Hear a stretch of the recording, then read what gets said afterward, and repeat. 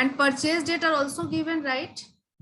Purchase date और receipt date, ठीक है। यहाँ पर रिसीट बोला जाता है, इशू बोला जाता है, बट रिसीट आप for us it is purchase, issue for us it is cell.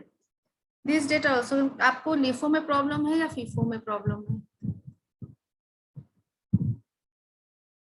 इसी क्वेश्चन को देख मैम इसका प्राइस ठीक है। पिछली क्वेश्चन का मैम इसलिए मिला नहीं होगा। Previous price, example. हाँ, उस प्रीवियस एग्जाम्पल को आप कोरिलेट करो। ये इसी क्वेश्चन का कंटिन्यूएशन है, ये क्वेश्चन है ना, ये देखो इसी का ये कंटिन्यूएशन है। 4, 10, 11, 19, 28, मतलब ये परचेज कर रहे हैं 4 तारीख को, 10 को, 18 को, 19 को और 28 को। क्वांटिटीज आर ऑल्सो गिवन, 900, 400, 300, 200 और उसके बाद कितना है? 800 800। 800 900, 400, 300, 200 and 800 and respective price are also given. 50, yes 50 55 50, 55, 55, फिर कितना? 60 47। अब देखो, अब आपका शेड्यूल बन जाएगा, स्टोर लेजर बन जाएगा। आई शुड से इट। आप रिसिट कॉलम में ये डेट लाओगे और 4 तारीख के बाद 10 तारीख का एंट्री नहीं होगा, 4 के बाद 5 की एंट्री होगी, फिर 10 की एंट्री होगी, फिर 18 की, फिर 19 की, फिर 20 की, फिर 28 की, फिर 29 की, मतलब डेट वाइज, राइट? तो वी हैव द आंसर। 4 तारीख को there is an receipt of 900 units at the rate of rupees। Yes ma'am समझ आ गया। अब आ जाएगा, बन जाएगा। Yes ma'am yes ma'am. अच्छा, वन मोर थिंग, यहाँ पर इसी क्वेश्चन में देखो 10 तारीख को 400 यूनिट आया, 55 के रेट से आया, इतने अमाउंट में आया, एंड ये हमारा स्टेटमेंट बन गया। इस दिन 400 यूनिट पहले से था, ये वाला कंटिन्यूशन हुआ है। 50 पर इतना, नया आया है 55 पर इतना, ठीक है ना, अलग अलग, क्योंकि हर क्वांटिटी का एग्जिस्टेंस हमें मेंटेन करना है, right? After that, on 11 we are having again receipt of 300 units at the same rate, previous rate के बराबर का ही रेट है। In this case अगर रेट सिमिलर होता है, लास्ट रेट मतलब ये वाला, और कमिंग रेट अगर सिमिलर है, तो आप इन दोनों को ऐड करके लिख सकते हो। आप यहाँ पर लिख सकते थे 755 अकॉर्डिंगली, अलग भी लिख सकते हो जैसे इस बुक ने किया है, इन्होंने अलग मेंशन किया, इट्स ओके। बट अगर लास्ट रेट मतलब सबसे नीचे वाला रेट और सब जो नया आया उसका रेट अगर सेम है, जैसे कि इस केस में we can write here 700 units at the rate of 55, in that case only हम लोग इसको मर्ज कर सकते हैं, अदरवाइज इसको मर्ज नहीं किया जा सकता। Got it? Yes ma'am. नया रेट रहेगा, अलग लिखाएगा, और जो सेम रेट पर आ रहा है, सेम रेट मतलब कैसा, अगर ये 50 पर आता सपोज, तो क्या हम इस 50 से ऐड कर देते? Answer is no. Last rate और कमिंग रेट अगर मैम अगर 50 से आता तो वो 400 जो 50 से उससे नहीं, वो डेट चेंज हो गया एक्चुअली, सेम कंटिन्यूटी में डेट, जैसे 10 तारीख है 11, अगर क्लोजिंग स्टॉक तो मैम सेम डेटा है। क्लोजिंग स्टॉक का क्वांटिटी सेम है, लेकिन वो आप जब आप फीफो लोगे या लीफो लोगे तो डेट वाइज निकालेंगे ना। ऐसा एक काम करो, लीव दिस, आप जैसे ही आपका बुक बनाया वैसे ही बनाओ, आप मत ऐड करो, आप अलग अलग ही लिखो, कोई दिक्कत नहीं है। कोई भी रेट आए हमें अलग लिखना है, ठीक है? कोई भी रेट आए हमें अलग लिखना है, आप ऐसे ही बना लो, आपका बुक परमिट कर रहा है तो इट्स ओके। 400 आया 55, 300 आया 55, फिर मान लो 200 भी आता 55 से, तो हम अलग से लिखते हैं, ठीक है? और अकॉर्डिंगली आप उसको, क्योंकि हर लॉट का एग्जिस्टेंस मेंटेन किया है तो हम उसको सेपरेटली मेंटेन करते हैं। सो लिफो फीफो दोनों से ये बन गया है सबका। Yes ma'am. फीफो से क्या आंसर आया आपका? क्लोजिंग स्टॉक का वैल्यू 5600। सभी का आया? लीफो से 5600। लिफो से 5600 और फीफो से 49600। 49600। ओके, तो आपको बता दिया था मैम, तो बनाए तो वो देख के बना। अच्छा ठीक है, मतलब इतना ही है ना। चलिए अब shall I go ahead for weighted average? Same question? Yes ma'am. Yes ma'am. Same question and we will follow weighted average, right? चलिए, तो weighted average के लिए अगेन आंसर ये बनाया है आपका बुक में? नहीं बनाया। हम लोग कॉपी में आते हैं, आप लोग डेटा प्रोवाइड करना प्लीज, ठीक है, and you will help me to column fill करने के लिए आप प्लीज हेल्प मी। तो बुक में तो बना हुआ है ना, बुक में बना हुआ है वही देखेंगे या नया बनाएंगे? इलस्ट्रेशन 4 में सिंपल एवरेज है in this question, simple average. Same question बना है या नहीं बना है? Tell me. वेटेड एवरेज से वो आगे जाके शायद बनाया होगा। बनाया है मैम, एक बार आप देख लो ना कि कैसे बनता है। इलस्ट्रेशन 5 देखो चलिए, 3 columns each side, we are maintaining store ledger, और हर कॉलम में, हर मेजर कॉलम में 3 आउट नहीं होगा। No ma'am.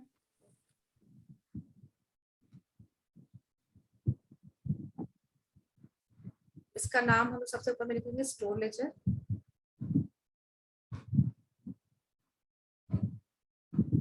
Date, this is receipt, issue, balance. अंदर ही लिख करके इसको डबल में ऐसे लिख देंगे, ठीक है। ये quantity rate amount, quantity rate amount, quantity rate amount, okay. First date is, tell me, पहला डेट क्या है? 4 तारीख 4 तारीख 900 क्वांटिटी खरीदे हैं, at the rate of, 50, so the amount is 47,000। no issue on the same day, so we are having 950 and 45 3 zeros, right? 3 0 है। After that 5 तारीख को there is an issue yes ma'am 500। 500 units, ठीक है। 500 का issue है, कौन से rate पर होगा बेटा? 50 पे ही चाहिए लिफो, क्योंकि we have only one lot, we have only one lot. LIFO से भी यही होगा, फीफो में भी यही होगा, वेटेड एवरेज में भी यही होगा। सो 25,000 का सामान निकला। We are left with 400 at the rate of 50 and amount is 20,000, okay. 5 तारीख के बाद कौन सा डेट आया है? 10 तारीख, विच वन? 10 10 तारीख, देयर इज अ 400। रिसिट है ना? यस मैम 400 रिसिप्ट से 55 करके। So the amount will be 22,000। Yes ma'am. No issue on the same date. And method कौन सा है हमारा? Weighted average, weighted average method. In that case, in this case, quantity का identity खत्म हो जाता है, क्वांटिटी पिछली क्वांटिटी में जाके ऐड हो जाता है, राइट? हमारे पास 400 यूनिट पहले से है।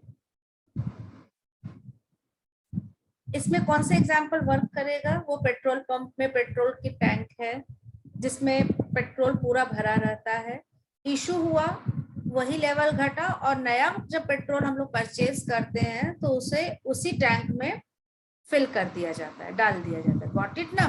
तो क्वांटिटी क्या हुआ? पुरानी क्वांटिटी में नई क्वांटिटी क्या हो गई? ऐड हो गई। Yes, ma'am.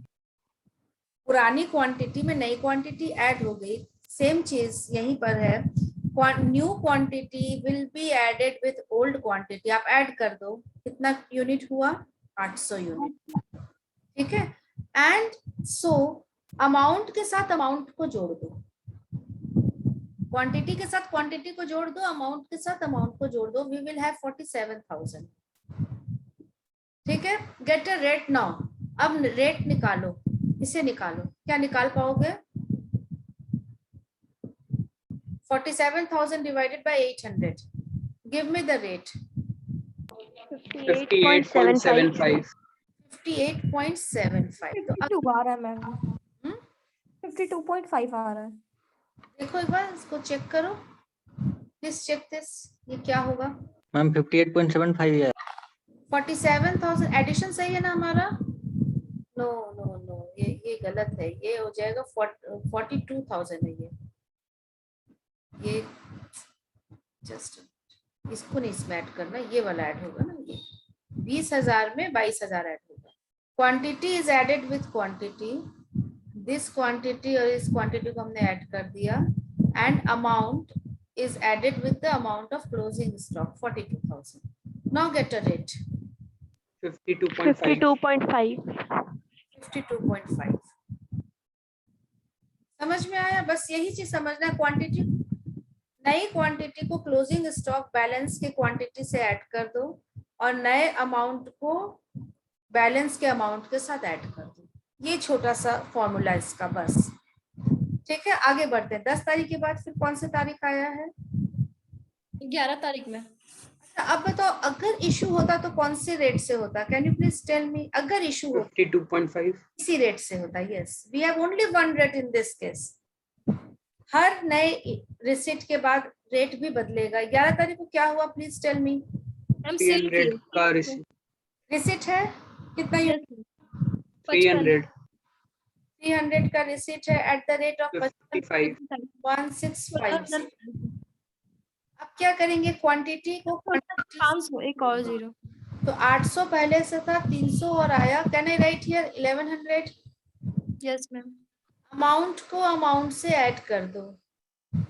So this will B 436। Ma'am 16,500 होगा। 16,500। I am very sorry. Amount add करके बताओ। मैं 53.18 ये अमाउंट पहले बता दो। 58,500 500 and get a rate. 53.18 18। Rate सबको समझ में आ रहा है कैसे निकल रहा है? Yes ma'am. Get this rate. If this is A, this is B. Rate is A by B. Okay?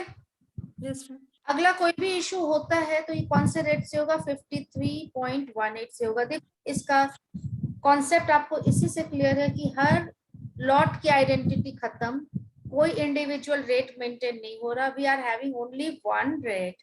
Quantity को क्वांटिटी में मिक्स कर दिया गया है, अमाउंट को अमाउंट में मिक्स कर दिया गया और नया एवरेज रेट निकाला जा रहा है। ओके ना? Next date is, tell me. Ma'am 19। क्या हुआ 19 को? 200 रिसिप्ट्स हुआ है। 200। Date tell me. 600 है शायद, 60 है। So amount 1000। Yes ma'am. No issue on the same day. No ma'am. What will be the amount? What will be the quantity? 11 1300 और 200 और आया, it will be 1300। Yes, amount को amount से add करो। 54.23 कितना आ जाएगा total amount? 70,500। Get a rate. 54.23 very good. अब अगला कोई भी इशू होगा 53.2। ये सब का वैल्यू अब ये मीनिंगलेस होते जा रहा है हमारे लिए। उस डेट को इम्पोर्टेंट था। अगला कोई इशू होता तो 53.18, लेकिन जैसी और नई क्वांटिटी आई एवरेज बदल गया। गॉट इट ना? ठीक है, और बताओ। Next tell me. 20 तारीख को 600 यूनिट्स इश्यू हुआ। Very good. कौन से तारीख को? 20। No receipt on the same day. 600 unit issue हुआ है ना? Yes ma'am. Tell me the amount. कौन से अमाउंट से होगा? तो 54.23 मल्टीप्लाई करके बताओ। 32,538। 38 मैम। 538 ओके, बचेगा कितना? 13 में 600 निकल गया। आई थिंक 700 बचेगा, right?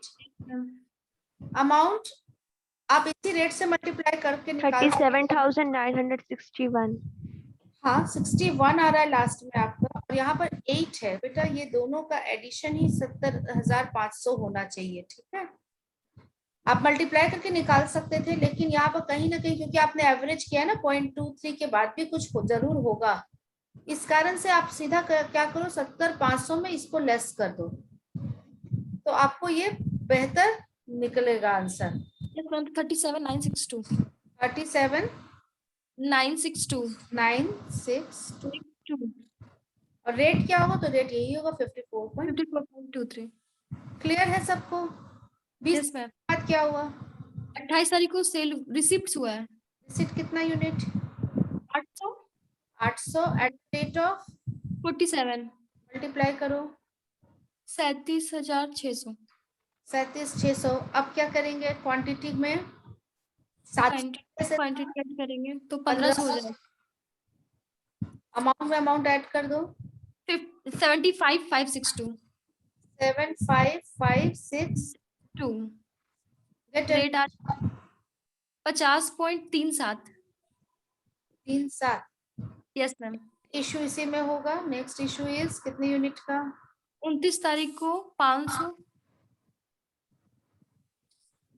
Eight the rate of 50.37 करो 25,185 185. We are left with 100 units, 1,000 units unit. Yes ma'am. at the same rate, लेकिन इसको माइनस करके, इससे इसको रिड्यूस करके जो अमाउंट है यहाँ पर लिख देना। 4,377 77 477। आगे क्या बोला था? 50 मैम 50। 50377। और कुछ हुआ कि बस एंड हो गया ये क्वेश्चन? एंड हो गया। समझ में आ गया? Yes ma'am. आसान है? Yes ma'am. बहुत आसान है। वेटेड एवरेज भी आसान है, लिफो भी आसान है, फिफो भी आसान है। इसमें कुछ है ही नहीं एक्चुअली, अभी तक तो कुछ भी नहीं वैसा दिखा। 50.37 इज आवर आंसर। ओके ना? इसके बना हुआ जरूर होगा, ये देखो, ये सेम आंसर। ओके, ठीक है। Yes ma'am. We have now learned 3 method समझ में आ गया। Shall I go for the next method? Yes ma'am. Non-historical adjusted selling price और एक first method बचा।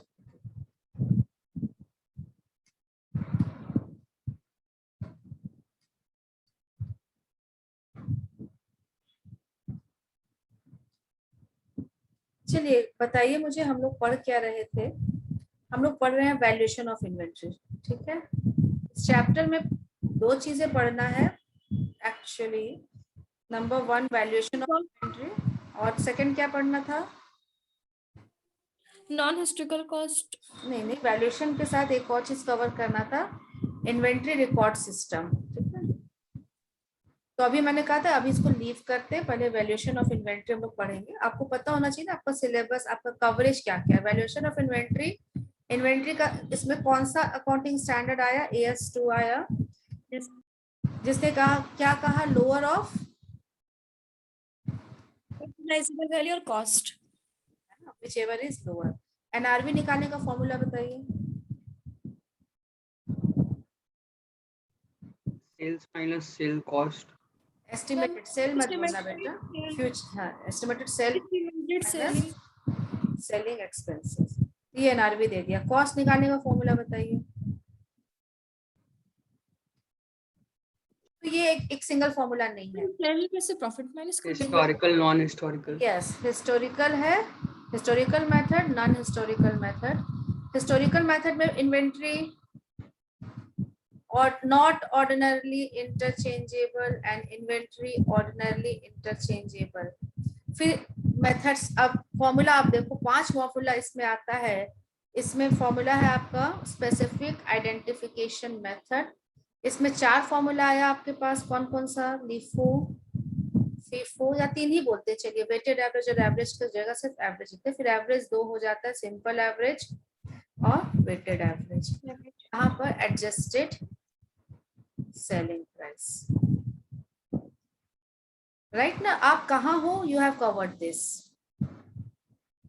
आप कॉस्ट निकाल रहे हो हिस्टोरिकल मेथड से। इन्वेंट्री जो ऑर्डिनरी इंटरचेंजेबल है, 3 मेथड है, लिफो, फीफो और एवरेज मेथड आपने कवर कर लिया। आपको निकालना क्या है? ये वैल्यूएशन ऑफ इन्वेंट्री करना है।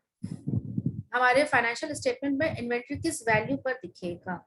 इसका मतलब अगर आप लिफो से निकाल रहे हो या फीफो से निकाल रहे हो तो कॉस्ट ही निकाल रहे हो। एनी मेथड, सपोज हमारा इन्वेंट्री, अभी लास्ट क्वेश्चन में इन्वेंट्री का वैल्यू आया है 50377, तो 50377 ये क्या निकला है? ये हमारे इन्वेंट्री का कॉस्ट निकला है। क्या यही बैलेंस शीट में दिखेगा? अभी नहीं। इसको पहले क्या करना पड़ेगा? हमें NRV से कंपेयर करना। अगर NRV 60,000 है तो बैलेंस शीट में 50,377 जाएगा, लोअर है। लेकिन अगर NRV 50,000 है तो NRV जाएगा। NRV जाएगा। ठीक है, तो ये आपको जानना कि you are calculating cost, later on it will be compared with NRV and only lower will be taken to financial statement। Got it? ठीक है, कॉस्ट निकालने के कितने तरीके हैं? तो अब in short we can say cost निकालने के 5 तरीके, 5 मेथड है। 5 मेथड कौन कौन सा? specific identification method, LIFO, FIFO, average method and adjusted selling price. ये पढ़ना है, जिसमें से 3 हम लोगों ने कवर कर लिया. Got it ना?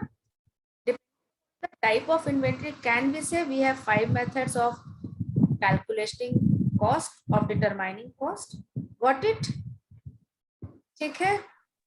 मैम SIM मतलब simple inventory method. Specific identification method अभी इसी में आ रहे हैं हम लोग. Okay ma'am. ठीक है. स्पेसिफिक आइडेंटिफिकेशन मेथड कब यूज होता है? We use it when inventories are not interchangeable.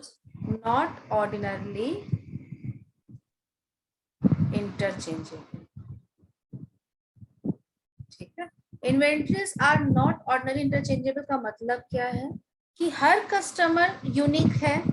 Her customer को आप उनके अकॉर्डिंग, उनके चॉइस के अकॉर्डिंग गुड्स अवेलेबल करा के दे रहे हो.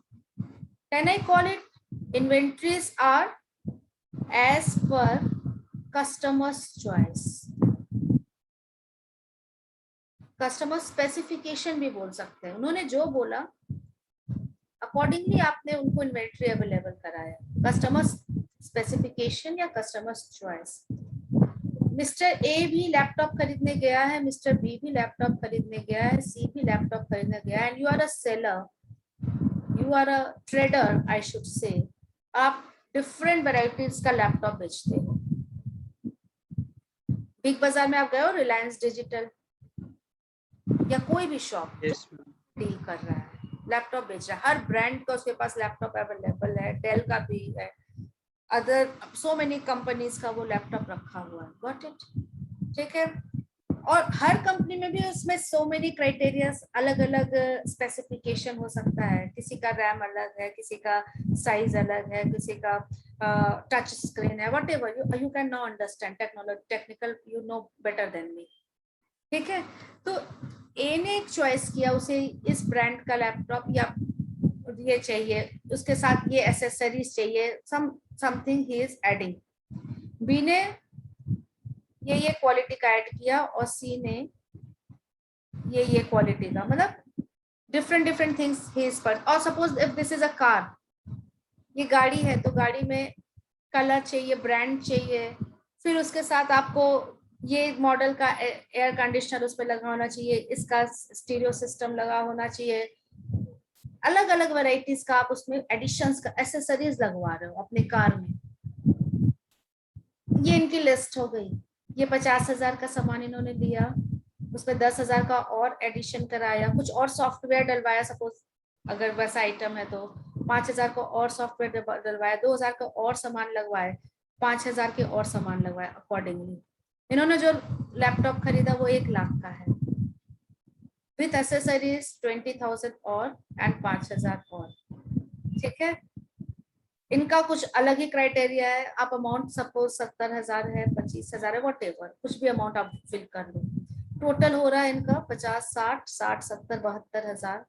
This is 1,25,000 and this is suppose this is coming 1,62,000. Okay ना.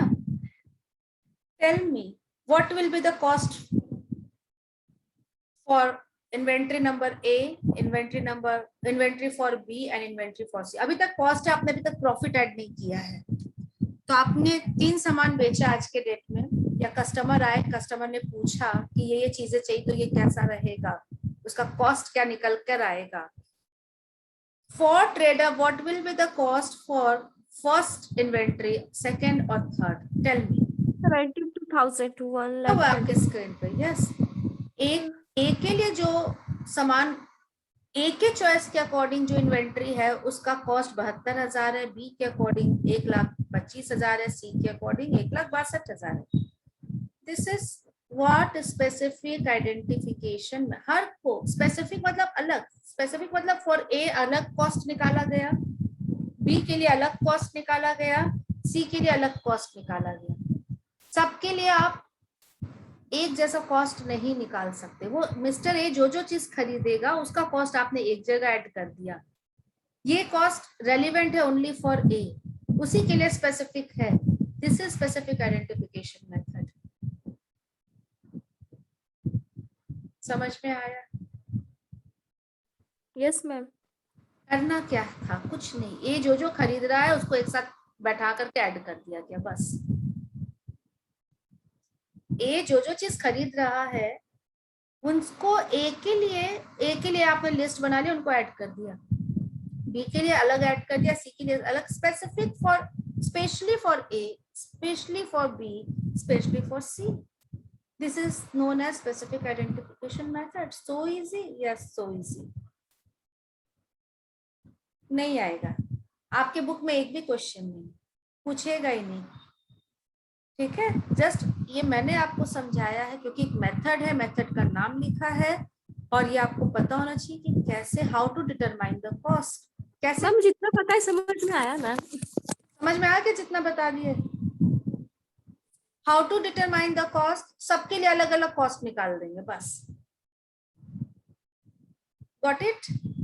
Is Yes, ma'am. Example in your book? Answer is no, there is no example. क्या ये एग्जाम में आएगा? Answer is no.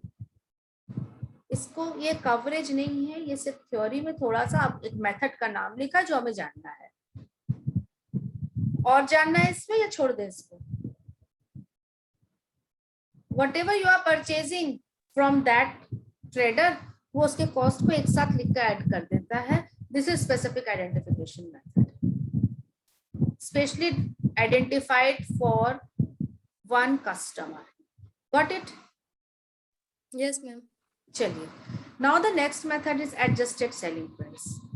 Fifth method, non historical है ना, adjusted selling price method.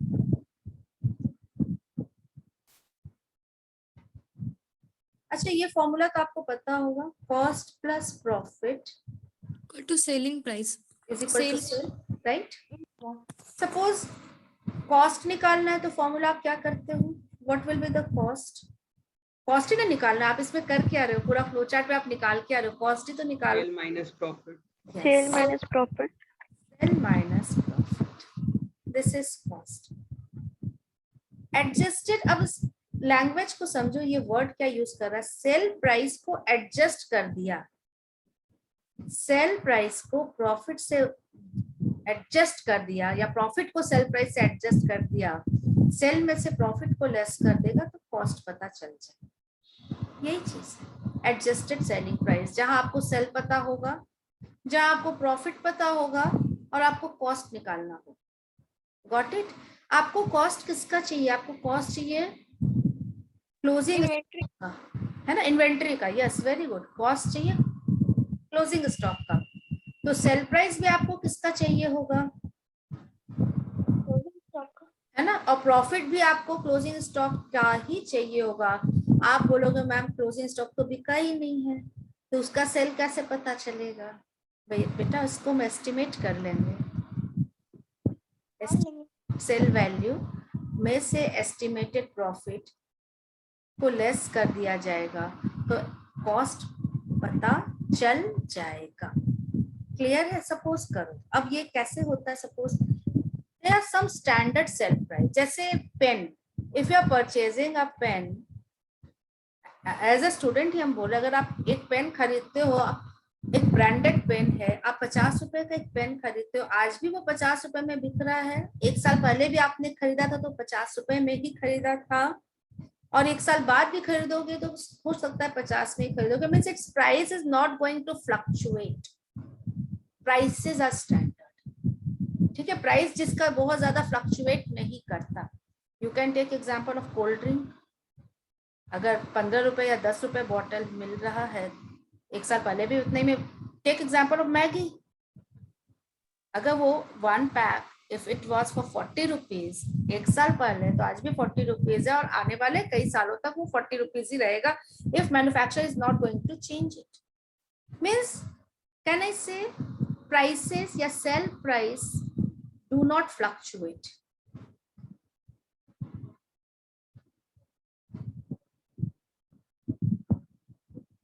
और prices are standard. अगर price मुझे पता है, and now you are a trader, आप बेच रहे हो, मैगी बेच रहे हो, 50 रुपए में बेचते हो एक पैकेट, और आपको पता है कि एक पैकेट में मेरा margin, profit margin means profit margin 10 रुपया है, तो कॉस्ट कितना आप निकाल पाओगे कि नहीं निकाल पाओगे? टेल मी।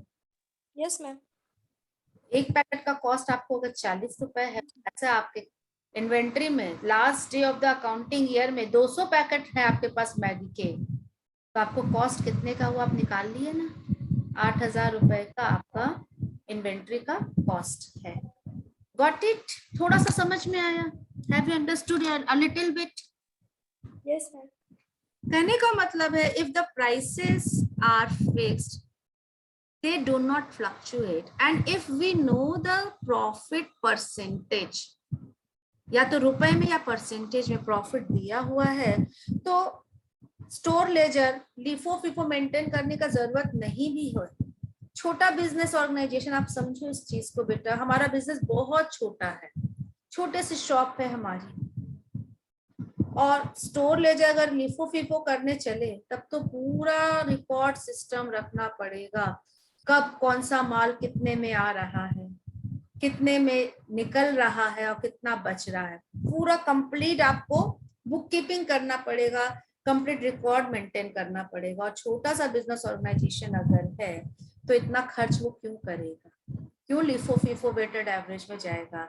उसको पता है कि जो मैगी हम परचेज करके ला रहे हैं 50 में बेचेंगे और हर पैकेट पे 10 रुपया कमाएंगे, तो 40 रुपया पर पैकेट हमारा कॉस्ट हुआ, वो बैक कैलकुलेट किया। बैक कैलकुलेट मतलब समझते हो? उसको सेल पता था, सेल में से प्रॉफिट लेस किया और कॉस्ट निकाल लिया।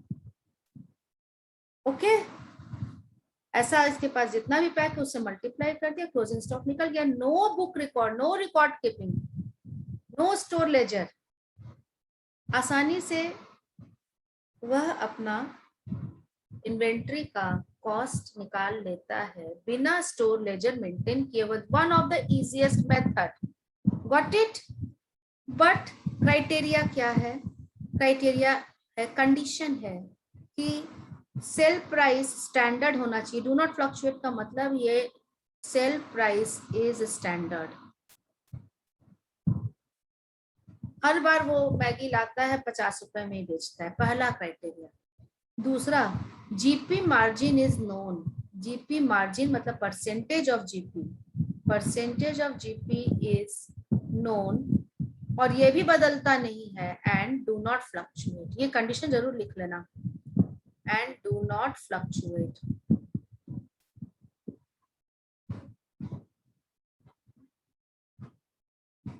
अगर ये दोनों कंडीशन सेटिस्फाई हो रहा है तो एक छोटा मेथड है, आसान मेथड है कि हम एडजस्टेड सेलिंग प्राइस लगा सकते हैं।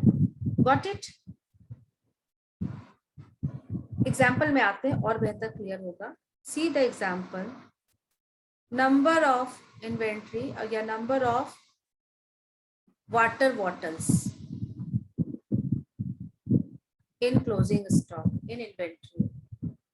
लास्ट डे है अकाउंटिंग ईयर का, दिस इज 31/3/21, और हम लोग वाटर बॉटल बेचते हैं। Number of water bottles in inventory is 500 pieces. 500 piece आपकी इन्वेंट्री बची हुई है। Sale price per bottle, and this is fixed, ये चेंज नहीं होता है। एक वाटर बॉटल को हम 200 रुपए में बेचते हैं। And GP, percentage of GP based on sale, sale पर परसेंटेज दिया हुआ है 25%। Calculate cost of inventory using adjusted selling price method.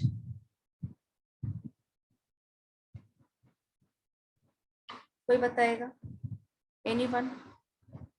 Yes ma'am, sale price 200 दिया हुआ है ना, तो वो तो फिक्स है, और नंबर बॉटल दिया हुआ है 500, तो 500 को 2 से मल्टीप्लाई कर देंगे, और फिर क्योंकि उसका 25% है, तो जितना या selling है, एक बॉटल में पहले निकालो ना, एक बॉटल का कॉस्ट निकालो। 200 है, जीपी इस पर अप्लाई करो, 25% ऑफ 200 कितना होता है? 50 रुपए। 50। Yes ma'am. 50 लेस कर दें। मे आई से कॉस्ट पर बॉटल इज 150 रुपए, फिर 500 से गुना कर देंगे उसको, और into number of inventory in our hand, so the total cost of inventory closing stock is 75,000. Can I say this? Yes, ma'am. Is it okay? Is it clear to all? Yes, ma'am. ऐसे भी कर सकते हैं, जैसे अभी तुमने कहा आप पूरा निकालो 1 लाख, अब 1 लाख पर 25% अप्लाई कर दो, यू विल गेट 50,000. 1 लाख पर 25% 25,000, sorry, and cost of inventory 75,000. ऐसे भी कर सकते हैं, एनी मेथड, दोनों तरीका.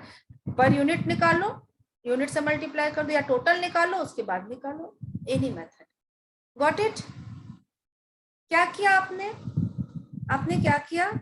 Cell value of closing stock पता है, जीपी ऑन इट पता है, माइनस कर दिया and you will get the cost of closing stock या इन्वेंट्री. ये निकालना है, क्योंकि आपने सेल में से जीपी को एडजस्ट कर दिया, माइनस कर दिया, इसीलिए इस मेथड का क्या नाम है? Adjusted selling price method. Got it? Isn't it easy? ठीक है. एक क्वेश्चन दे आपको, क्लास वर्क एग्जाम्पल नंबर 2. किसी को कोई डाउट है तो बोलो, अदरवाइज हम एग्जाम्पल सब देंगे, 4-5 एग्जाम्पल्स करेंगे. मेथड समझ में आया? मेथड सबको क्लियर है? Yes, ma'am. Yes, ma'am. Okay, so this is given sell value of closing stock. Closing stock जो हमारे पास है उसका सेल वैल्यू दिया हुआ है 2 लाख रुपए. GP percentage GP, this is also giving 25% on cost. Find cost using adjusted selling price method. Answer चाहिए मुझे.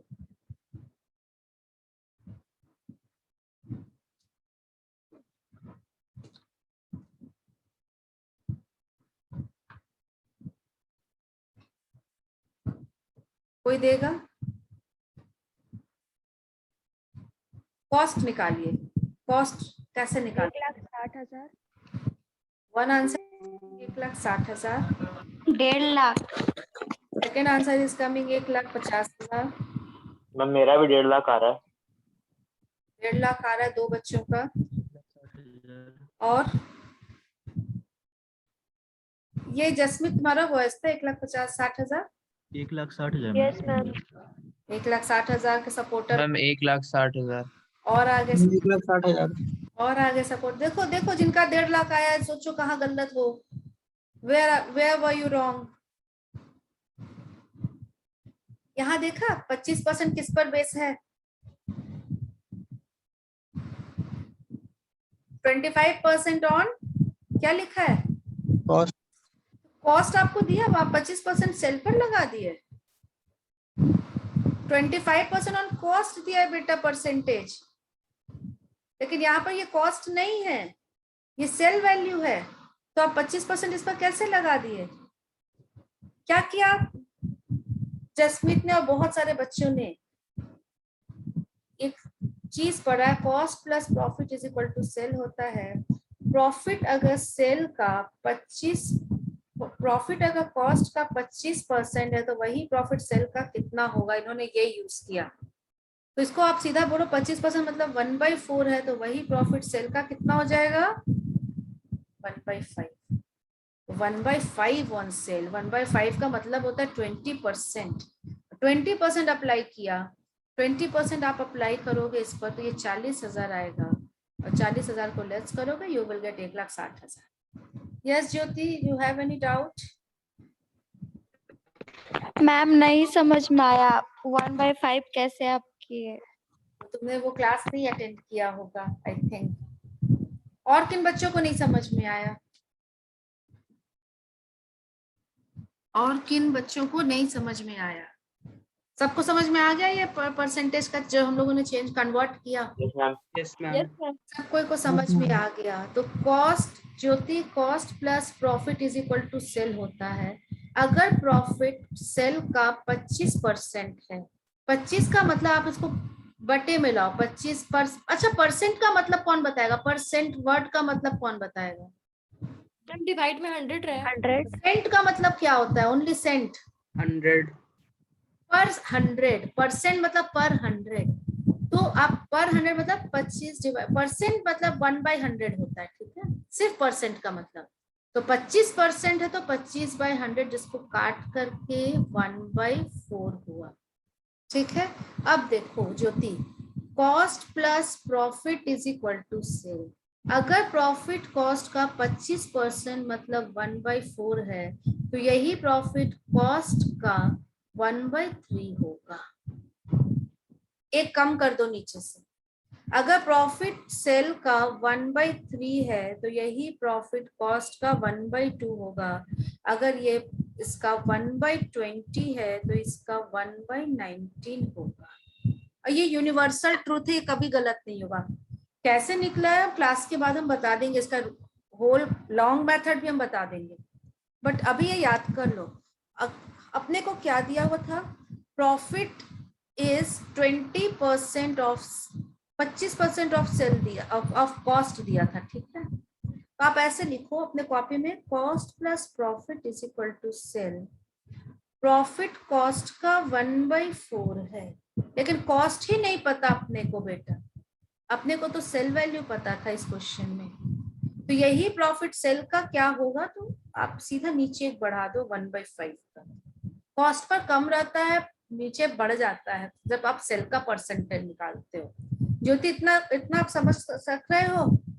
यस मैम, नाउ समझ आ गया। अगर सेल 2 लाख है और दिया है profit is 25% of sale, of sale दिया है बेटा, और सेल भी अपने पास है, तो सीधा इसी का 50,000 माइनस करो और आगे बढ़ जाओ। 1,50,000 आपका कॉस्ट हो गया, राइट। बट अगर देता प्रॉफिट इज 25%, सेल नहीं देता, ऑफ कॉस्ट देता, तो बताओ बेटा ये तो सेल दिया है ना, कॉस्ट तो नहीं दिया है। This 2 lakh is not the cost, this is the sale, लेकिन percentage is based on cost. कहीं गड़बड़ नहीं लग रहा आपको? हमें परसेंटेज प्रॉफिट का कॉस्ट बेस कर दिया और कॉस्ट नहीं दिया, सेल दे रहा है। क्या करें? तो ये लॉजिक अप्लाई करो कि परसेंटेज ऑफ कॉस्ट को कन्वर्ट कर दो परसेंटेज ऑफ सेल में। तो 25% मतलब 1/4, 25% of cost is equivalent to 1/5 on sale, 20% of sale. तो 20% या आप डायरेक्ट 1/5 भी निकाल सकते थे। 2 लाख का 1/5 करोगे तो आपको खुद 40,000 कैलकुलेटर आंसर दे देगा, और 1,60,000 will be your cost. Got it Jyoti? ये शॉर्ट, यस मैम। ठीक है ना। चलिए, तो अभी आपका एग्जाम्पल नंबर आपके सामने था, जो इजीली आपने बना लिया।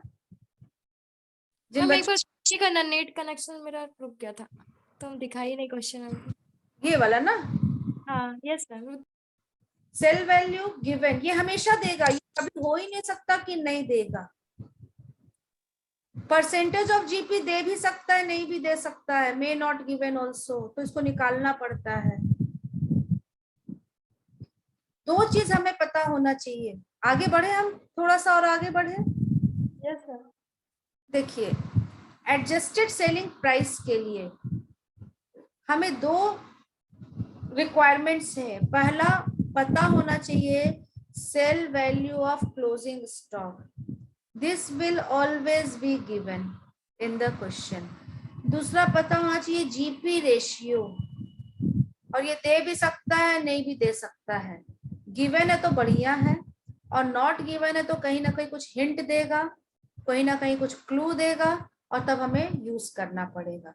गिवन वाला आपने भी क्वेश्चन देखा, जैसे सेल वैल्यू दिया था 2 लाख, जीपी रेशियो दिया है 25% ऑफ सेल सपोज, तो आपने 25% अप्लाई किया और आंसर निकाल दिया, 1,50,000 is the cost. Suppose 20% of cost रहता तो भी तो दिया ही हुआ है ना, 2 लाख लेते, 25% ऑफ कॉस्ट दिया है, कन्वर्ट करते, which is equivalent to 1/5 of sale, 40,000 आया, माइनस कर दिया 1,60,000। गिवन में कोई दिक्कत नहीं, दिक्कत कहाँ आएगा अगर what will happen if GP ratio is not given. तो कुछ ना कुछ क्लू देगा, कुछ ना कुछ हिंट देगा।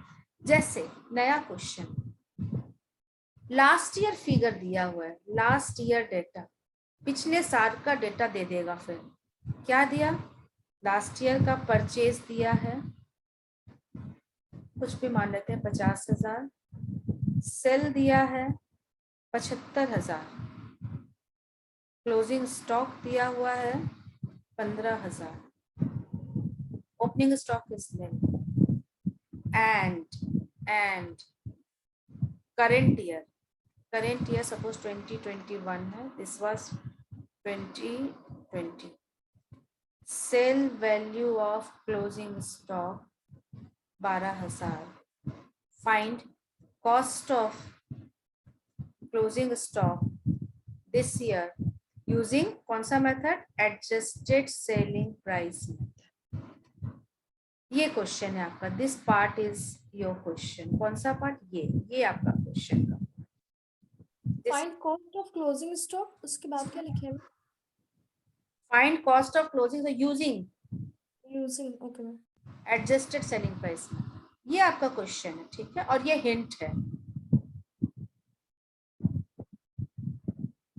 निकालना क्या है, क्लोजिंग स्टॉक का वैल्यू, यस, क्लोजिंग स्टॉक का कॉस्ट निकालना है। उसके लिए दो चीज आपको चाहिए होता है। पहला चीज क्या चाहिए होता है, sale value of closing stock जो दिया हुआ है। क्या ये दिया हुआ sale value of closing stock, yes.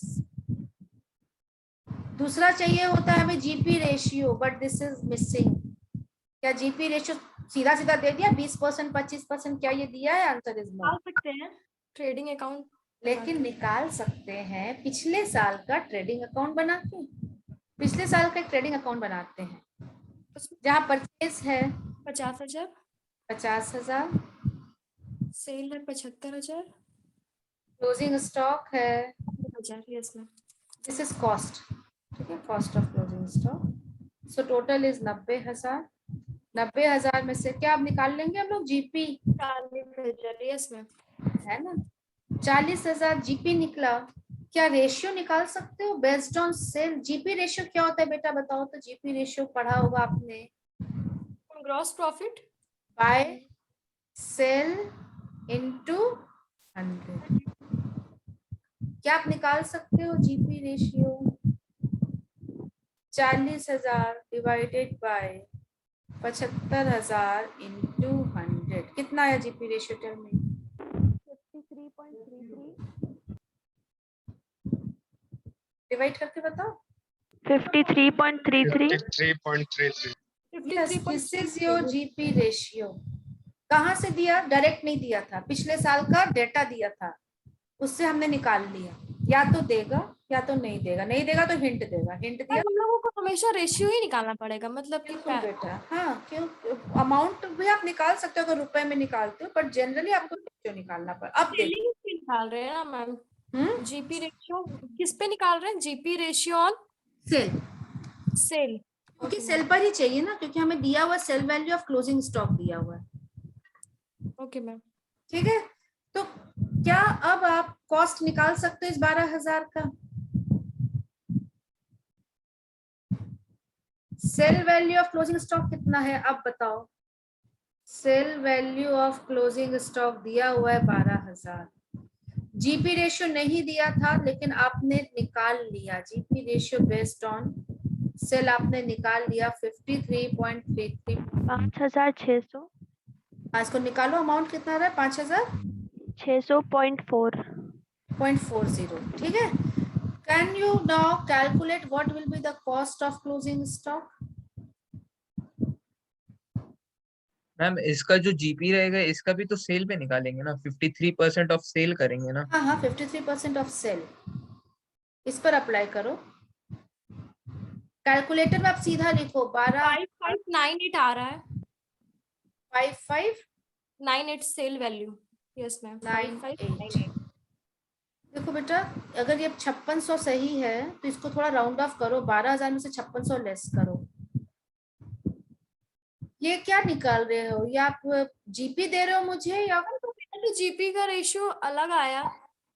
हाँ 12,000 ना निकालना है मैम, 12,000 से नहीं नहीं नहीं, पिछले साल जीपी कितना था? 40,000 था।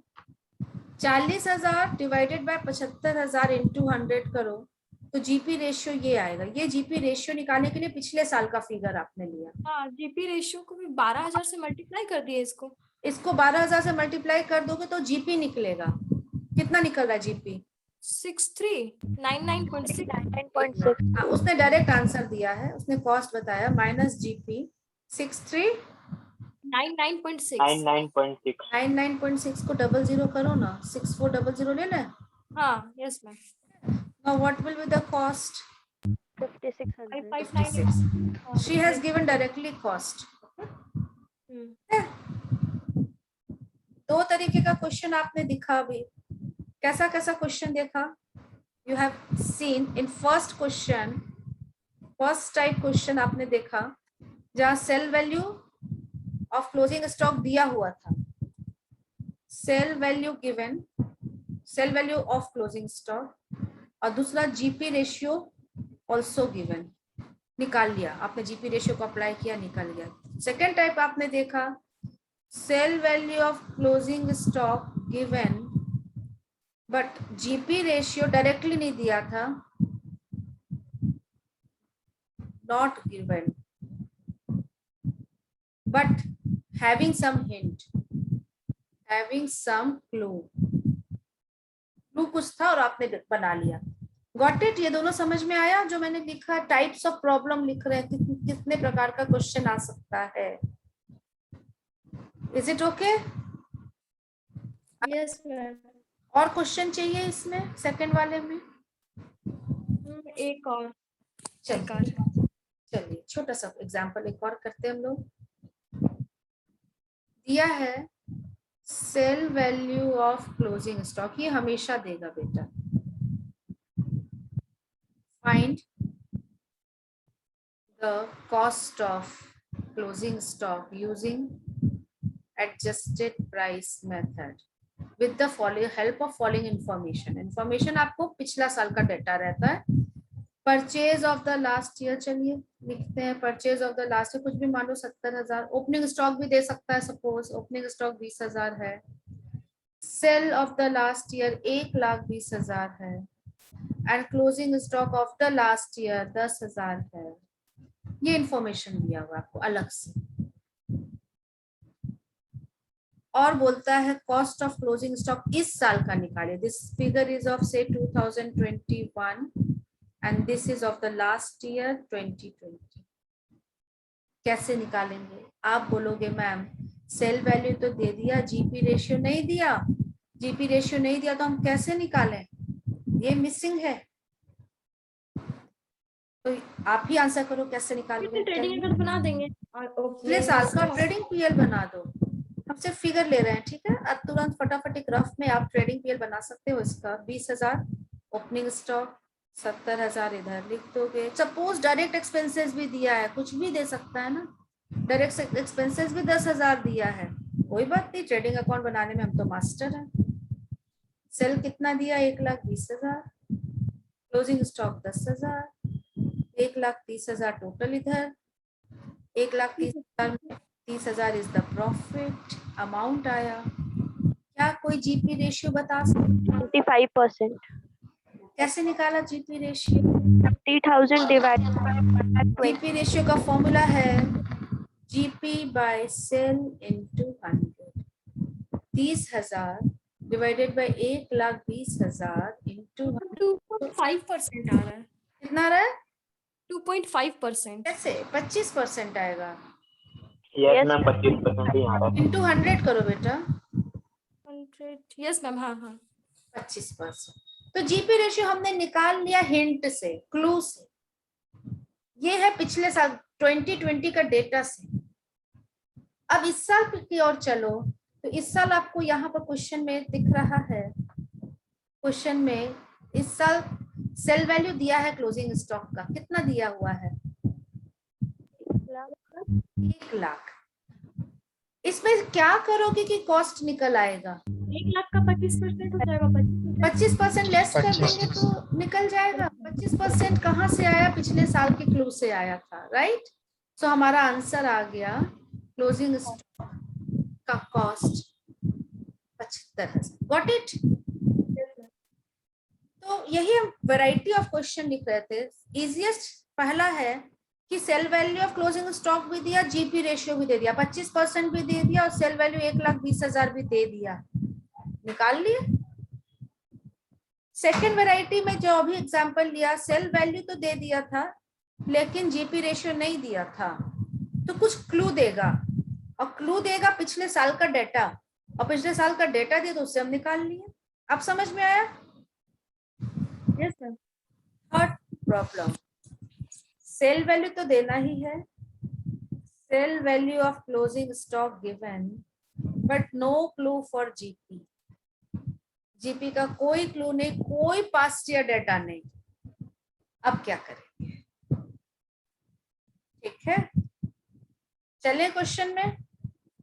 Yes ma'am. डेटा इस सिर्फ दिया हुआ 2021 का डेटा दिया। क्या क्या दिया डेटा दिया आप देखना बेटा, वो कंप्लीट डेटा दिया 2021 का। चलिए ओपनिंग स्टॉक हमने नील माना। Purchase of this year 1 lakh, sale of this year 1,50,000, closing sale value of closing stock 30,000, find cost of closing stock using कौन सा method? Adjusted selling price method.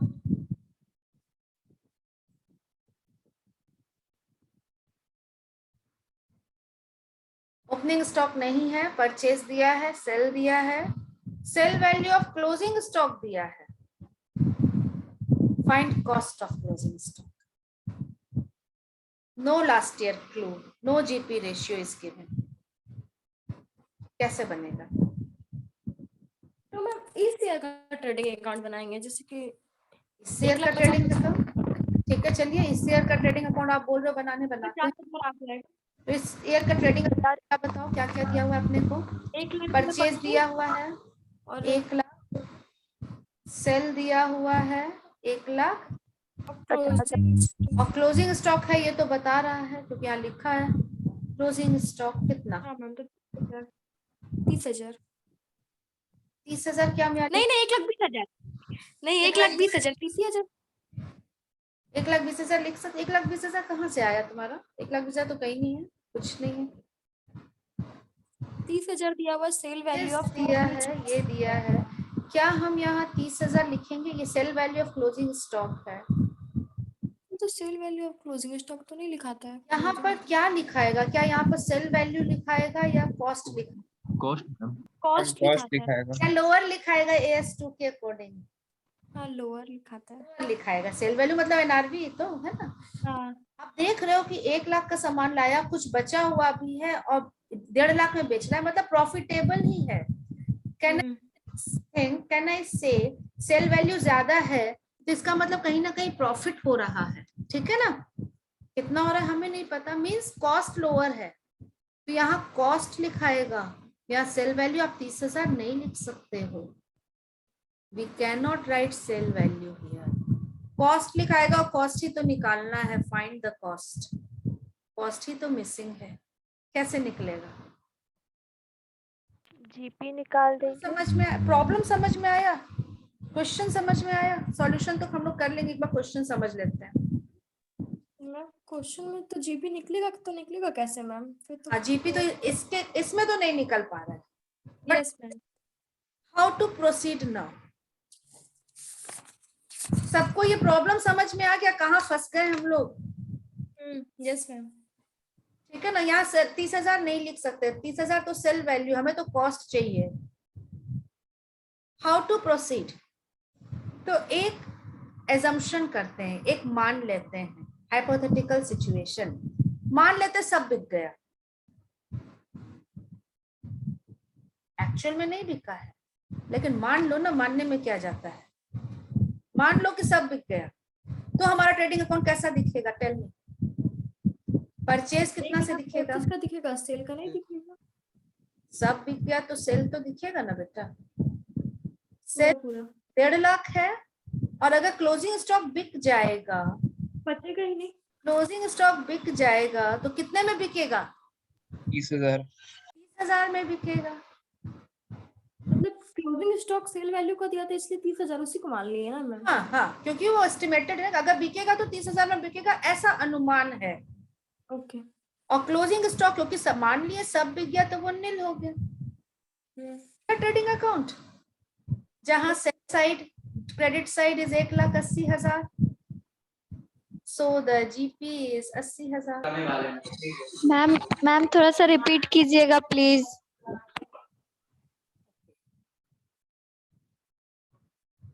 मैंने क्वेश्चन क्या दिया था फिर से देखो। परचेज हमने किया 1 लाख का, सेल किया है 1,50,000 का, और कुछ क्लोजिंग स्टॉक है, और क्लोजिंग स्टॉक का sale value of closing stock is given 30,000। GP ratio, और आपको क्वेश्चन क्या है, क्या फाइंड करना है? Cost of closing stock. तो अगर आप आंसर करने चलो तो आपके पास sale value of closing stock है, आप यहाँ लिखोगे sale value of closing stock 30,000 less GP, इसमें से जीपी लेस कर दोगे तो कॉस्ट आ जाएगा, राइट ना? यही आपका आंसर होगा ना, final answer, cost of closing stock. But GP कहाँ से लाए? GP ratio is missing. GP तो दिया ही नहीं, 10% है, 25% है, कितना नहीं पता, पिछले साल का कोई क्लू नहीं दिया हुआ। क्या करते हैं? तो जबरदस्ती जीपी रेशियो निकालते। कैसे निकालेंगे जबरदस्ती जीपी रेशियो? ट्रेडिंग अकाउंट बना देंगे इस साल का रफ में, ठीक है? परचेज पता है 1 लाख, सेल पता है 1,50,000, क्लोजिंग स्टॉक का कॉस्ट नहीं पता, कॉस्ट आना चाहिए लेकिन कॉस्ट नहीं पता, तो यहाँ नहीं लिख सकते। मान लो कि क्लोजिंग स्टॉक बचा ही, सब बिक गया। व्हाट आई एम सेइंग, ऐसा एज्यूम करेंगे हम लोग कि हमने सारा कुछ बेच दिया। तो जब सारा कुछ बेच देंगे तो क्लोजिंग स्टॉक का सेल वैल्यू यहाँ सेल में ऐड हो जाएगा ना, 30,000 का और हमने बेच दिया, क्योंकि 30,000 क्या है? 30,000 is the sale value of closing stock. तो अब सेल आ गया 1,80,000, क्लोजिंग स्टॉक आ गया नील, परचेज है 1 लाख। क्या अब आपका जीपी निकल जाएगा? किसको किसको समझ में नहीं आया? मैम यहाँ तक तो समझ में आ गया, लेकिन फिर ये पूरा समझ में, हमने ऐसा एज्यूम किया कि हमने सारा बेच दिया, ऐसा एज्यूम किया, सिर्फ सोचा, अपने कैलकुलेशन में सोचा। एक्चुअल में नहीं बिका है बेटा, एक्चुअल में नहीं बिका है। But can I assume this? Yes, for calculation purpose we can. कैसे पता चल रहा है मैम कि नहीं बिका है एक्चुअली? मतलब नहीं पता, कैसे पता चल रहा है कि नहीं बिका यहाँ है? लिख रहा है क्वेश्चन में, ये चीज लिख रहा है, sale value of closing stock. कुछ तो क्लोजिंग स्टॉक है जो तभी तो यस मैम। हाँ, लेकिन अगर बेचेंगे तो कितना में बेचेंगे? अगर बिकेगा तो कितना में बिकेगा? ऐसा अनुमानित सेल वैल्यू है 30,000। Got it this? Yes ma'am. ऐसा मान लो ना, मानने में क्या जाता है? 30,000 में हमने बेच दिया, मानने में कुछ जाता है क्या? आंसर नहीं मैम, कुछ भी मान लेंगे। कुछ भी मान लेंगे। एक छोटा सा जोक है, क्या आप एक सुई के छेद से हाथी को निकाल सकते हो? मान लेंगे, निकल गया, निकाल लेंगे। प्रैक्टिकली नहीं निकाल सकते, नहीं लेकिन मैम। मानने में क्या जाता है? थ्योरेटिकली सूंड से घुसाएंगे, पूंछ से खींच लेंगे, यस मैम। है ना? बोलने में क्या जाता है? सूंड से घुसाएंगे, पूंछ से खींच लेंगे, हाथी को सुई से पार करा देंगे। ठीक है, तो वैसे ही हमने माना है सिर्फ। ठीक है, ओके ना? तो जीपी अब आपके सामने है, सेल अब आपके सेल देखो, एक पूरा कंप्लीट सेल लेना बेटा। हाँ, आपके सामने है, तो क्या जीपी रेशियो निकलेगा? 44.45। मैम लेकिन यहाँ पे एक प्रॉब्लम है कि हम लोग मतलब सेल तो वो तो लास्ट ईयर कराता था तब ना निकालते थे उससे। वो एग्जैक्ट फिगर था, ये एज्यूम्ड फिगर है। वो एग्जैक्ट जीपी रेशियो था, ये एज्यूम्ड है। अगर बेचेंगे तो 30,000 में बेचेंगे, ऐसा, क्योंकि वो मैगी है ना, मैगी में रेट लिखा रहता है, स्टैंडर्ड है ना। सेल प्राइस फ्लक्चुएट नहीं होता, आप ये समझो। तो मैगी आप सोच रहे थे मैम, हम तेल सोच रहे थे। आप तेल भी सोच लो ना, तो तेल का भी रेट इट इज नॉट, देखो ठीक है आज भी बहुत बढ़ रहा है घट रहा है, बट इसमें एजम्पशन है ना कि cell price do not change. Okay ma'am. ठीक है, तो सेल जीपी रेशियो मिल गया, फटाफट आगे बढ़ते हैं। जीपी रेशियो निकाल लिया आपने, जीपी बाय सेल इंटू 100 किया, आप चेक करो, जीपी 80,000 है, सेल 1,80,000 है, इंटू 100 करो, are you getting 44.45%?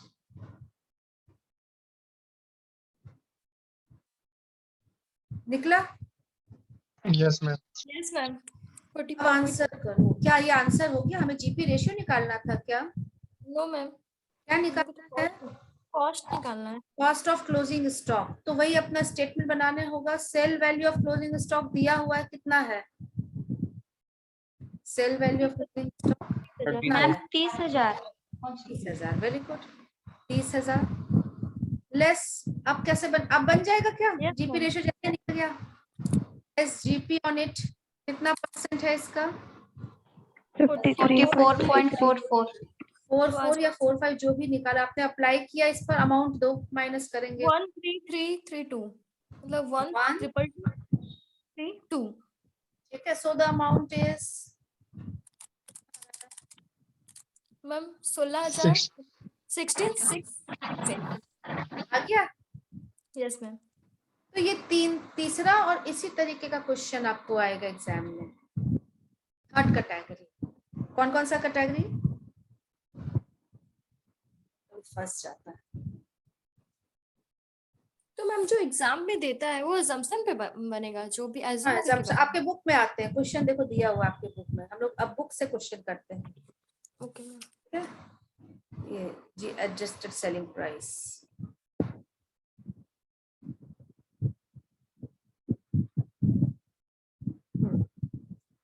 illustration number 7, from the following calculate, क्या लिखा है? Historical cost of inventory. कौन सा method? Adjusted selling price method। ठीक है, क्या क्या दिया हुआ है?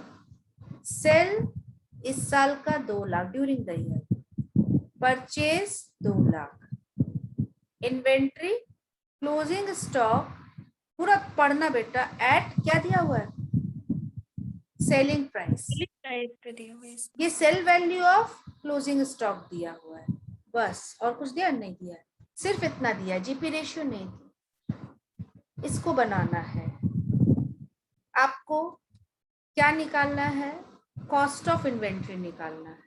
सबसे पहले ग्रॉस प्रॉफिट निकालेंगे तो इसके लिए आपको क्या क्या चीज चाहिए, please tell me. Cost of inventory आप कैसे निकालते हो? Adjusted selling price.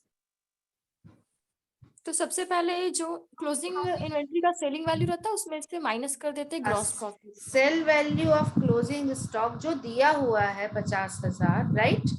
Yes ma'am. दिया हुआ ना 50,000, इसमें लेस जीपी ऑन इट कर देते हो, माइनस, सेलिंग प्राइस तो आपको कॉस्ट निकल आता है, राइट? कॉस्ट आप जाता है हिस्टोरिकल कॉस्ट, लेकिन जीपी परसेंटेज चाहिए। क्या जीपी परसेंटेज क्वेश्चन में दिया है? No ma'am. फंसे यहाँ पर, ये प्रॉब्लम है। कैसे निकलेंगे प्रॉब्लम से?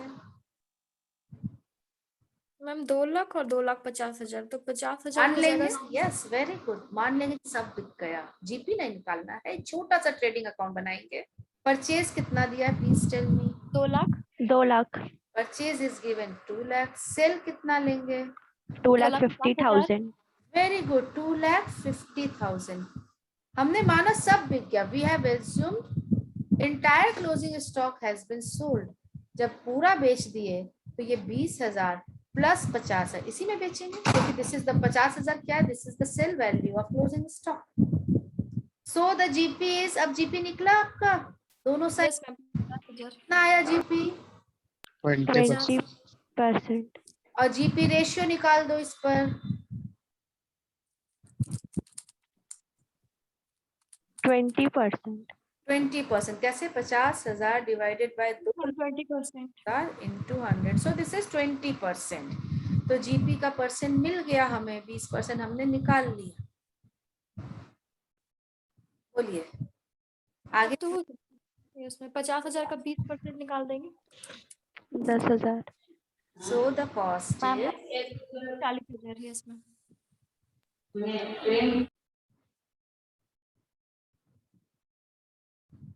given sale 2 lakh, cost 2 lakh, cost हमने लिख दिया ट्रेडिंग अकाउंट में। क्लोजिंग स्टॉक 50,000 क्या हम यहाँ लिख सकते हैं? Can we write 50,000 here? Answer is no. Why? Since this is sale value, this is not cost, हम यहाँ नहीं लिख सकते। But we have made an assumption कि हमने सारा बेच दिया, सारा बेच दिया, तो सेल ये 2 लाख प्लस 50,000। बनाने के लिए कोई कॉलम या फिर कुछ नहीं बनाना है क्या? ये आप ट्रेडिंग अकाउंट अगर बना देते हो वर्किंग नोट में तो दिस इज ओके। और कैसा आपका बुक बनाया देखिए, ऐसे ही बुक लिखा कैलकुलेशन ऑफ जीपी रेशियो। तो ये GP निकाला अगर आपको ये इस तरीके से प्रेजेंट करो, या इसकी जगह आप एक ट्रेडिंग अकाउंट बना दो, इजियर ट्रेडिंग अकाउंट है। सेल यहाँ लिखो, ट्रेडिंग अकाउंट बना देंगे, उसके बाद सीधे फिर लिख देंगे कि फिर ये लिखोगे रेशियो ऑफ, ये लिखोगे, ये ट्रेडिंग अकाउंट आप बनाओगे, फिर रेट ऑफ जीपी मार्जिन लिखोगे ना, कॉस्ट ऑफ क्लोजिंग, यहाँ पर आप पूरा लिखो ना, कॉस्ट ऑफ क्लोजिंग इन्वेंट्री, इस यहाँ पे ऐसे लिखो, cost of closing inventory equal to sale value of closing stock minus GP on it. ठीक है, और sale value of closing stock फिर आप लिखो 50,000 माइनस 50,000 का 20%। समझ में आ रहा है? पूरा इस तरीके से लिख दो। यस मैम, समझ में आ गया? Yes ma'am. चलिए एक और क्वेश्चन है इसमें, ये वाला, one more illustration number 6, same question, same type of question. From the following information are obtained from their record for the year 31st March ending. Goods received from supplier subject to trade discount and tax. इतना goods supplier से आया, मतलब this is purchase. Trade discount है, sales tax है। After that और खर्चे, packaging and transportation charges. Sell is given and sell value of closing stock is given. Find out, same question, historical cost of inventory using adjusted selling price method. ये आपका homework रहेगा, बस थोड़ा सा मैं आपको समझाना चाह रहे हैं। सेम क्वेश्चन जैसा 7 नंबर अभी बनाए ना, सेम क्वेश्चन है ये, कि आपको क्या क्या दिया हुआ है। Given sale, given closing stock का सेल वैल्यू दिया हुआ है, परचेज दिया हुआ है और डायरेक्ट एक्सपेंसेस दिए हुए हैं। अब आप देख लो परचेज कहाँ आता है, डायरेक्ट एक्सपेंसेस कहाँ आता है। सेल भी दिया है, जीपी नहीं दिया। Sale value of closing stock दिया है, मान लेना कि सब बिक गया।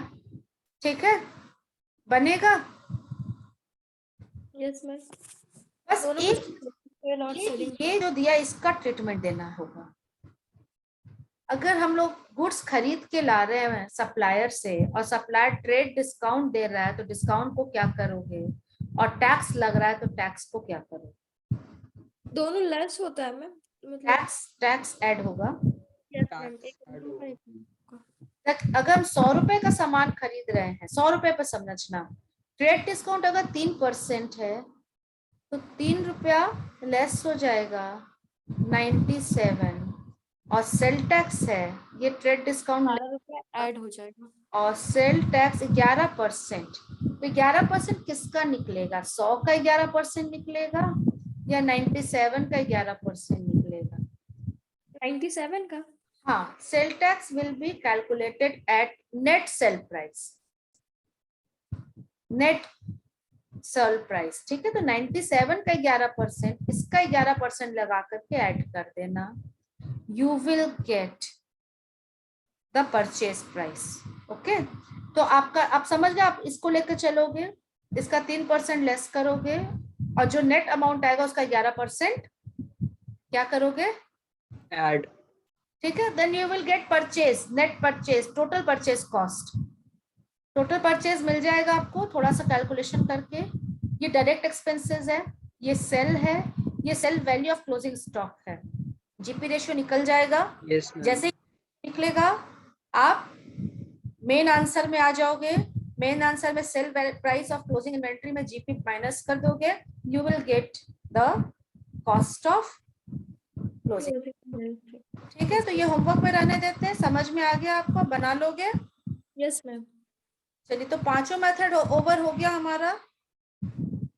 Inventory taking we will do it in the next class. Ma'am yes, ma'am जो टैक्स निकालेंगे वो लेस करेंगे?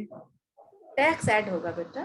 आप खरीद रहे हो ना, हाँ, तो आपने कैलकुलेटर खरीदा, 400 रुपए का कैलकुलेटर है और लिखा रहता है जीएसटी देना अलग से 18% जीएसटी। तो 400 प्लस 18%, सपोज 10% ही है। आपने कैलकुलेटर खरीदा 400 का, ठीक है, प्लस टैक्स 40 रुपए का, तो आपके पॉकेट से कितना गया? यू आर परचेजिंग 440, तो tax will be added, tax will be added. Got it? Yes ma'am. है ना? यहाँ पर देखो, डिस्काउंट लेस करेंगे, सेल टैक्स ऐड करेंगे, डायरेक्ट एक्सपेंसेस या तो आप ट्रेडिंग में अलग से दिखाओ या ऐड करके जैसे भी। ठीक है, अब बनाना, नहीं तो जरूरत पड़े तो आपके पास आंसर है, आप उसको उससे हेल्प ले लेना। Stock taking we will do it in the next class. 3-4 examples हैं। See this is your homework. ये फीफो मेथड से एक क्वेश्चन है, purchase issue, purchase issue, issue बहुत आसान क्वेश्चन है। This will be your homework. आप एक क्वेश्चन को फीफो से बना लो, लीफो से भी उसी को बना लो, ठीक है। एंड अगर ज्यादा क्वेश्चन तो अलग अलग ही बनाना। वेटेड एवरेज से again this is your homework. खत्म हो गया। चैप्टर खत्म हो गया, तो बाकी जो और कुछ नया नहीं पढ़ रहे आज हम लोग। We have covered the 5 topics, 5 methods of determination of cost, and now MCQ. MCQ is your homework, सभी बच्चों ने बनाना है। इसमें कुछ क्वेश्चन, अगर देखो कितना छोटा सा क्वेश्चन, देखो profit is 25% of cost, then the same profit is what percent of sale? Cost 20%। yes. Profit अगर कॉस्ट का 25% को सीधा बटे में करो, बटे में निकालना आपको आता है ना, 25 को कैसे? Yes, ma'am. 100 से डिवाइड कर देंगे। 100, उसको पूरा मत डिवाइड करना, तो पॉइंट में आ जाएगा, इसको काट देना, जितना लोएस्ट फिगर में ले जा सकते हैं। And the same profit will be 1/5। अब 1/5 को परसेंट में कैसे चेंज करेंगे? 100 कर, Into कर देंगे। तो you will get your answer. C is your answer. ठीक है, तो छोटे छोटे क्वेश्चंस हैं, हम आपका होमवर्क ही आपको दे रहे हैं। इसमें हो सकता है 2-4 क्वेश्चन ना करना पड़े, क्योंकि कुछ टॉपिक हम लोगों ने, ये सारा आपका होमवर्क है, छोटे छोटे क्वेश्चंस। चलिए 1 नंबर अभी नहीं करेंगे,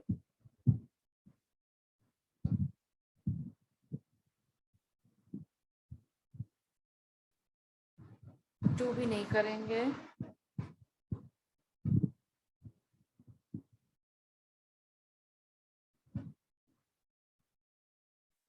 1 2 3 4 नहीं हो पाएगा अभी, अभी वो पढ़ा नहीं हम लोगों ने।